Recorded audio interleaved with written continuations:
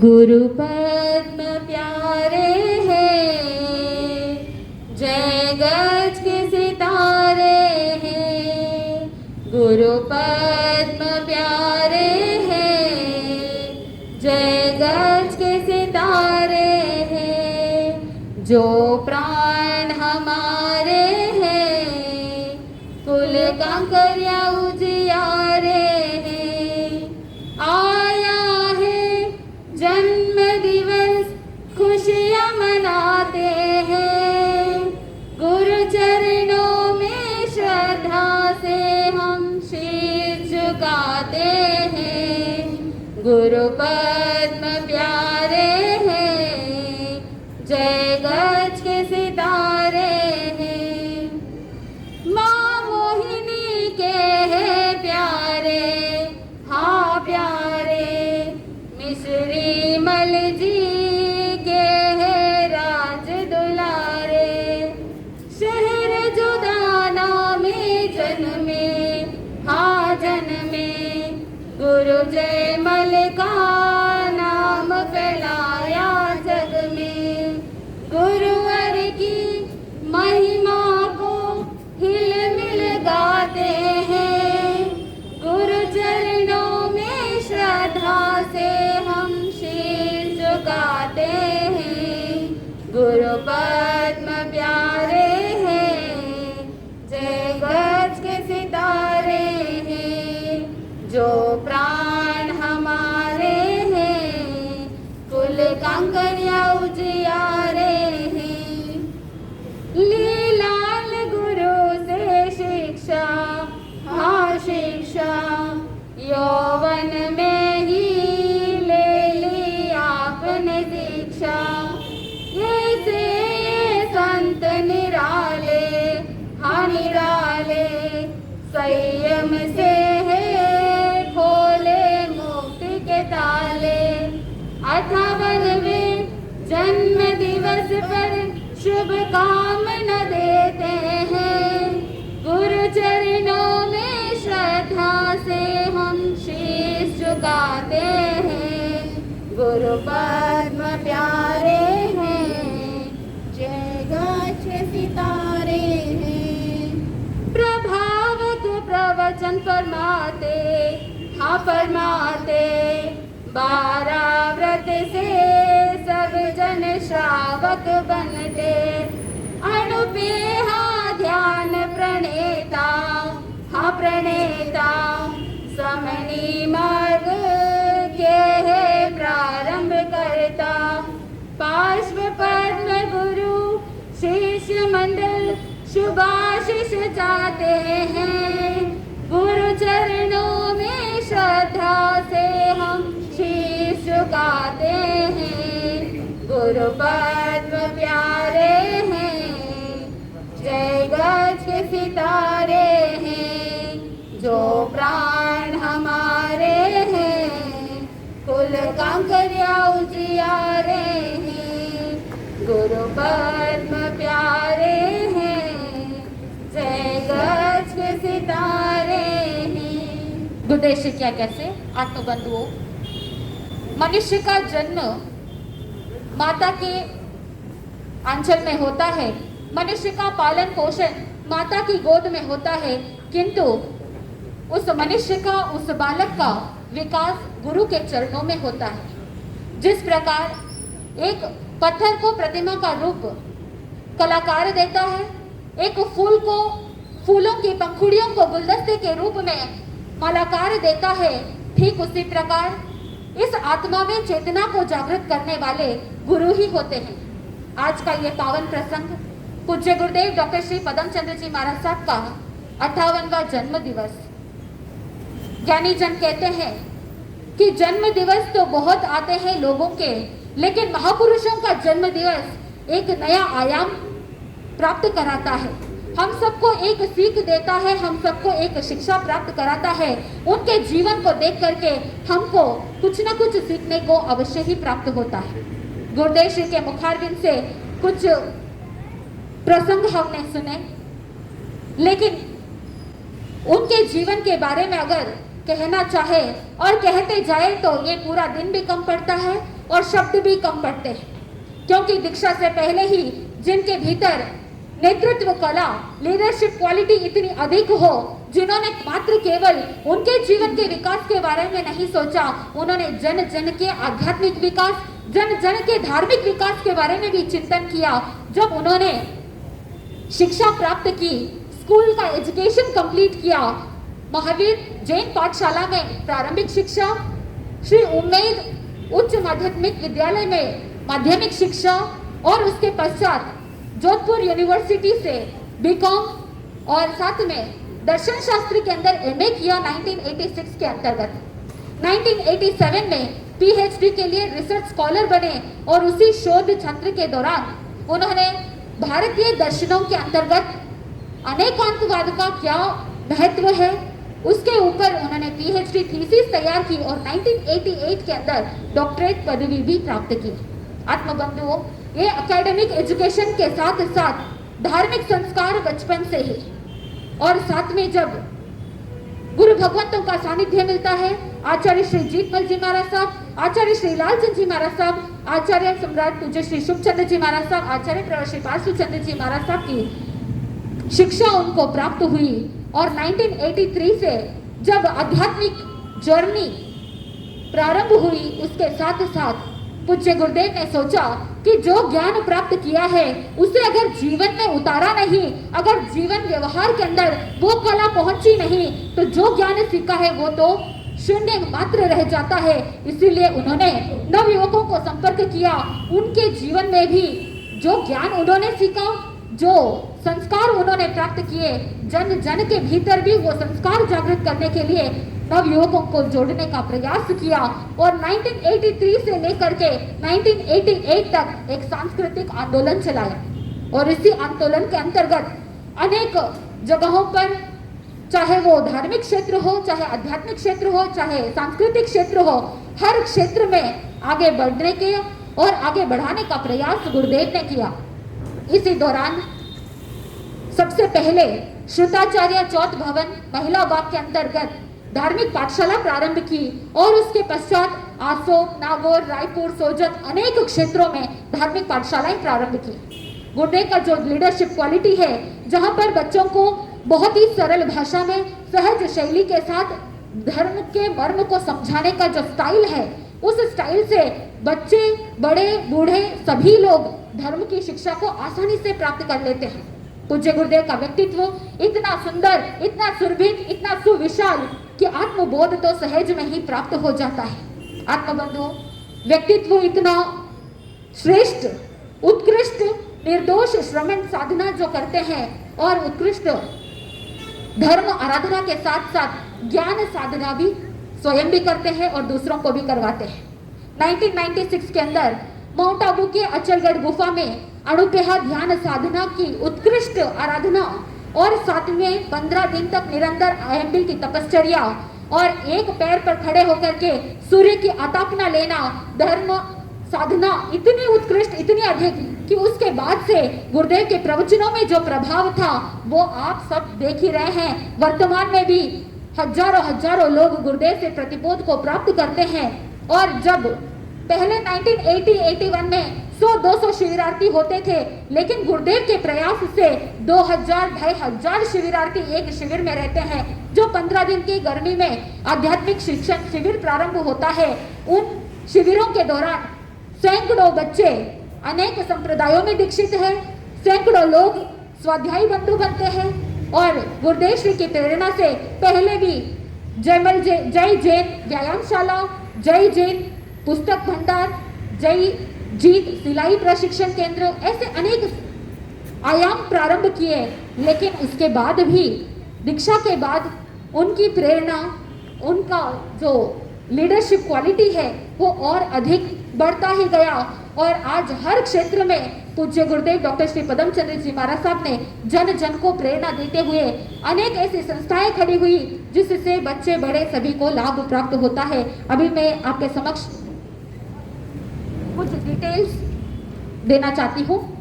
सबसे पहले 1994 के अंतर्गत स्वामी चांद गुरु जीव दया ट्रस्ट पिपलिया कला राजस्थान, यहाँ पर पूज्य गुरुदेव की प्रेरणा से यह संस्था प्रारंभ हुई और यहाँ स्वामी चांद गुरु पक्षी विहार केंद्र भी प्रारंभ है और वहाँ पर सुचारू रूप से आज भी संचालित है।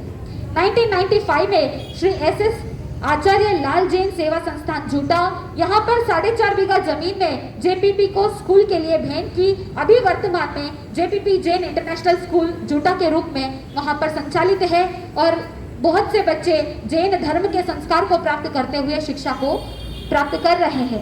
1999 में श्री जयमल जैन देवराज बोहरा चैरिटेबल ट्रस्ट ब्यावर और इसी संस्था के अंतर्गत चंद्र जैन हॉस्पिटल अभी संचालित हो रहा है। 2001 में श्री जयमल जैन जीव रक्षा पर्यावरण सुरक्षा फाउंडेशन इलकल 27 एकड़ जमीन के अंतर्गत जयमल जैन गौशाला अभी भी सुचारू रूप से चल रही है। गुरुदेव श्री की प्रेरणा से पूरे भारत में 10 से अधिक गौशालाएं चल रही है और बड़े 3 इंटरनेशनल स्कूल्स संचालित है और साथ ही साथ जहां स्कूल्स है वहां पर लक्ष्य यही है कि साधु संत विहार करते हैं तो उसी रास्ते के अंदर स्कूल में रुकने का, उनके लयन पुण्य को प्राप्त करने का, शयन पुण्य को प्राप्त करने का अवसर प्राप्त हो। गुरु भगवंतों का सानिध्य सामीप्य उन स्कूल के बच्चों को भी मिलता रहे, जैन के संस्कार मिलते रहे। इस लक्ष्य से 3 ऐसे प्राइम लोकेशन पर स्कूल्स चल रहे हैं। 2002 में श्री जयमल जैन पार्श्व पद्मोदय माउंट आबू शिविर ट्रस्ट बेंगलोर में खुला गया। अखिल भारतीय श्वेतांबर स्थानकवासी जयमल जैन स्वाध्याय संघ चेन्नई के अंदर 2002 में स्थापना हुई, जिसमें 100 से अधिक स्वाध्यायी आज भी पर्यूषण के अंतर्गत स्वाध्यायी सेवा देते हैं और चेन्नई में श्री जयमल जैन पौषधशाला भवन निर्माणित है। श्री अखिल भारतीय जयमल जैन जीवदया ट्रस्ट चेन्नई अभी वर्तमान में यह संस्था ब्लॉक्ड है और इसका फंड श्री अखिल भारतीय श्वेतांबर स्थानकवासी जयमल जैन श्रावक संघ में विलीन कर दिया गया है। श्री जयमल जैन पार्श्व पद्मोदय शिक्षा दीक्षा ट्रस्ट चेन्नई अभी वर्तमान में इस ट्रस्ट के अंतर्गत JPP जैन गर्ल्स हॉस्टल चलता है, जहां पर बच्चियां हॉस्टल में रह करके स्वामी जी के दिशा निर्देश में धर्म आराधना के साथ आध्यात्मिक शिक्षा के साथ अपना CA डिग्री, ग्रेजुएशन आदि शिक्षा भी प्राप्त कर रहे हैं।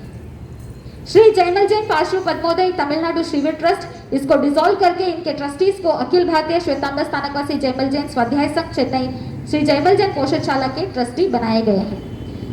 DR Bohra Jaimal Jain charitable trust Sindhanur, इस ट्रस्ट के अंतर्गत जयमल जैन भवन निर्माण किया गया है और आज वर्तमान में सिंधनूर में इस भवन में अनेक साधु साध्वी श्रावक श्राविका धर्म आराधना करते हैं। 2003 में श्री जयमल जैन पार्श्व पद्मोदय राष्ट्रीय शिविर ट्रस्ट बेंगलोर, इसको भी इसके अंदर आपसी झगड़े के कारण बहुत से लोगों के फंड वापस लौटा दिए गए हैं। श्री जयमल जैन पार्श्व पद्मोदय ऊटी शिविर ट्रस्ट तमिलनाडु, इसके ट्रस्टीज को भी श्री अखिल भारतीय श्वेतांबर स्थानकवासी जयमल जैन स्वाध्याय संघ चेन्नई पौषधशाला में भी ट्रस्टीज के रूप में कन्वर्ट किया गया है। 2003 और 2004 में श्री जयमल जैन लांबिया चैरिटेबल ट्रस्ट चेन्नई आचार्य जयमल जैन राजकीय आदर्श उच्च माध्यमिक विद्यालय बनाया गया और इसी स्कूल को गवर्नमेंट को सुपुर्द कर दिया गया है। गुरु भगवंतों की कृपा से, गुरु भगवंतों की प्रेरणा से ये स्कूल सुचारू रूप से चल रही है आज भी और गुरु भगवंतों की ही आशीर्वाद से इस स्कूल में 100% रिजल्ट रहता है। पहले जब ये स्कूल का जो लोकेशन था वहां पर जो स्कूल चल रही थी वो रिजल्ट अच्छा नहीं दे रहा था, लेकिन जब इस संस्था के द्वारा स्कूल का पुनर्निर्माण किया गया और गुरु भगवंतों की प्रेरणा मिली, उन बच्चों के भीतर वो संस्कार जागे, पुण्य प्रबल हुआ, तो उनका रिजल्ट भी अब 100% रहता है। सन 2004 में श्री जयमल जैन पार्श्व पद्मोदय एजुकेशनल ट्रस्ट चेन्नई का निर्माण हुआ। श्री जयमल जैन पार्श्व पद्मोदय ईरोड शिविर ट्रस्ट, श्री जयमल जैन हरक गुरु पार्श्व पद्मोदय गिरी चैरिटेबल ट्रस्ट गिरी ग्राम के अंदर श्री जयमल जैन हरक गुरु राजकीय आदर्श उच्च माध्यमिक विद्यालय का निर्माण हुआ और निर्माण के पश्चात गवर्नमेंट को सुपुर्द की गई। इस स्कूल के अंदर विशेषता यह है कि स्वामी जी हरकचंद जी महाराज साहब के जिस ग्राम में हरकचंद जी महाराज साहब साधना करते थे, विराजते थे, उसी क्षेत्र में गुरुदेव के नाम से, हरकचंद जी महाराज साहब के नाम से स्कूल का निर्माण हुआ। पूज्य गुरुदेव डॉक्टर श्री पदम चंद्र जी महाराज साहब की सोच बहुत आगे की है। जो आचार्य परंपरा है, जो स्वामी परंपरा है, इस जयगच्छ परंपरा की उन सभी महापुरुषों को याद करते हुए उनके नाम से कुछ ना कुछ ऐसा कार्य जिससे इतिहास के अंदर वो अंकित हो जाए और जन जन के मन मानस में वो बात अंकित रहे और वो शिक्षा प्राप्त करते हुए गुरु भगवंतों को याद करें कि उनकी कृपा से आज हमें एजुकेशन प्राप्त हो रहा है, उनकी कृपा से आज हमें मॉडर्न टेक्नोलॉजी के साथ ज्ञान सीखने को प्राप्त हो रहा है। गिरी ग्राम के अंदर जो स्कूल है, आसपास के जितने भी ग्राम है, जितने भी क्षेत्र है, उनमें ये एक ही ऐसे स्कूल है जहां पर सीसीटीवी सर्वेलेंस भी है और मॉडर्न टेक्नोलॉजी है, स्मार्ट क्लास है, कंप्यूटर एजुकेशन भी है। तो इस स्कूल के लिए प्रेरणा पूज्य गुरु भगवंतों की है।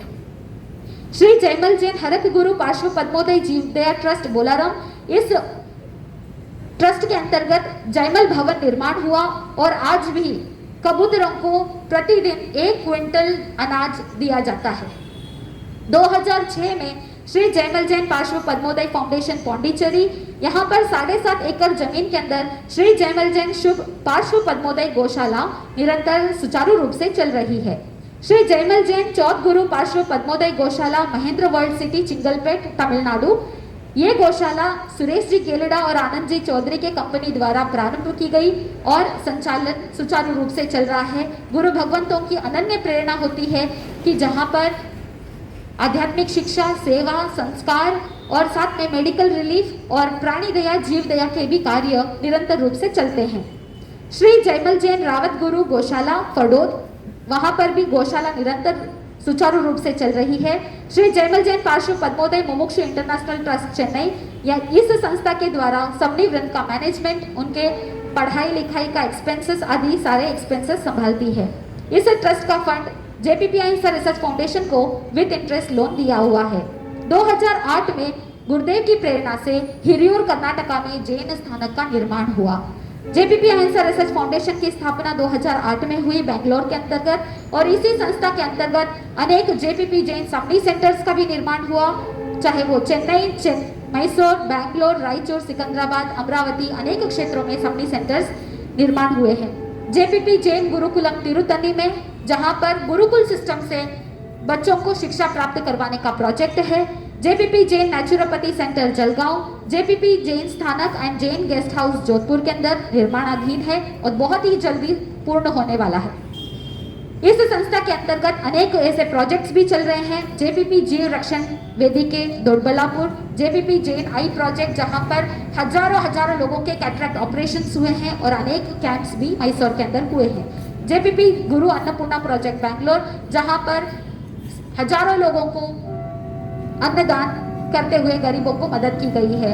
चेन्नई के अंदर 12 ही महीने बटर मिल्क बूथ, जहां पर छाछ का वितरण होता है और अमावस्या और पूर्णिमा के दिन अन्नदान भी होता है। अमरावती में क्लॉथ बैंक, ऐसे अनेक प्रोजेक्ट्स चल रहे हैं। पूज्य गुरुदेव की हमेशा प्रेरणा रहती है और गुरुदेव की प्रेरणा से आज तक, जब गुरुदेव यहाँ से साउथ पधारे तो एक अभियान गुरुदेव ने चलाया था, श्रावक के 12 व्रत अंगीकार करवाना, यानी श्रावक वही होता है जो व्रतधारी होता है। तो इसी अभियान के अंदर मात्र 3 वर्ष में 15 से 20 हजार श्रावक श्राविकाओं को वास्तव में श्रावक और श्राविका बनाया और अभी तक तो वो संख्या 50,000 से भी ज्यादा आगे बढ़ चुकी है। केवल इंडिया में ही नहीं, गुरुदेव की शिक्षा समनी वृंद के थ्रू अब्रॉड कंट्रीज के अंदर भी जाती है और समनी वृंद चाहे वो यूएसए हो, लंदन हो, Indonesia, Bangkok, Malaysia, Singapore, Dubai आदि अनेक जितने भी कंट्रीज समनी वृंद ने विजिट किए हैं, वहां पर भी गुरुदेव की शिक्षा,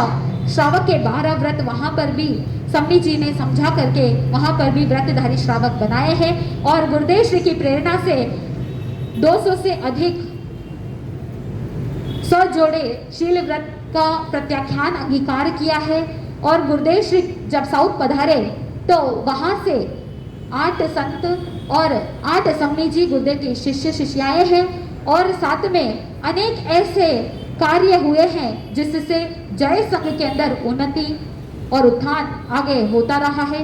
तो आज इस अवसर पर पूज्य गुरुदेव डॉक्टर श्री पदम चंद्र जी महाराज साहब को हम सब कोटि कोटि वंदन करते हैं, नमन करते हैं और गुरुदेव ने जो अचीवमेंट्स दीक्षा से पहले किए हैं वो भी बहुत ही अनुकरणीय है। और दीक्षा के पश्चात गुरुदेव ने जितने सारे अचीवमेंट्स किए हैं, मैंने तो सिर्फ कुछ ही मेंशन किए हैं, लेकिन गुरुदेव के अचीवमेंट्स यहाँ तक ही नहीं रुकते हैं, और भी बहुत सारे अचीवमेंट्स हैं। अगर गुरुदेव के अचीवमेंट्स के बारे में बोलते रहे तो ये पूरा दिन भी कम पड़ता है। और गुरुदेव के जीवन के अंदर जो शिक्षाएं गुरुदेव ने हमें दी है, और गुरुदेव ने हजारों लाखों लोगों का जो भला किया है, ऐसे गुरुदेव के प्रवचन का एक प्रसंग मुझे याद है।